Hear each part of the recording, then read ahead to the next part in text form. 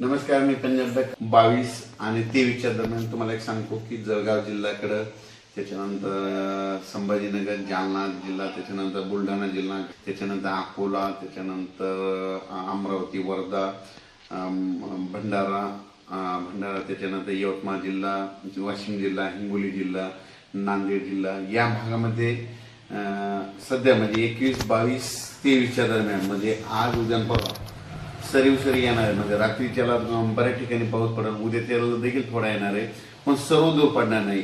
जिल्ह्यामध्ये काही भागामध्ये पडेल, काही भागाला सोडून देणार आहे, म्हणून हा अंदाज लक्षात येतात. फक्त जिल्ह्यामध्ये मात्र पावसाची हजेरी असणार आहे, म्हणून हे लक्षात येतं.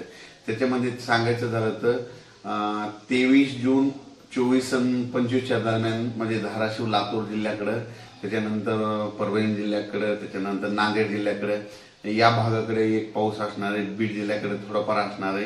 म्हणजे सर्वदूर जिल्ह्यात पडणार नाही, फक्त काही भागामधून पडून जाईल, म्हणून हा अंदाज लक्षात येतं. म्हणजे सांगायचं झालं तर 21 जून पासून ते 26 जून पर्यंत असाच पाऊस राहणार आहे, विखुरलेल्या स्वरूपाचा राहणार आहे, सर्वदूर पडणार नाही, म्हणून हे अंदाज लक्षात येतं. राज्यामध्ये आता हे जे वारं चालू आहे ते काही ठिकाणी 25 जूनला बंद होईल, काही ठिकाणी 26 जूनला बंद होईल, आणि हे वारं बंद झाल्याच्या नंतर परत चांगलं पावसाचं वातावरण तयार होणार आहे.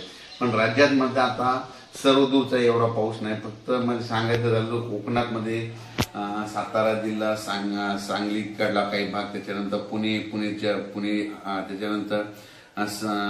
त्याच्यानंतर तसाच पुढं नाशिक पर्यंत, सिन्नर, नाशिक पर्यंत ते पट्ट्यामध्ये कोकणाच्या कोकणपट्टीचा पट्ट्यामध्ये ते पाऊस चालू राहणार आहे.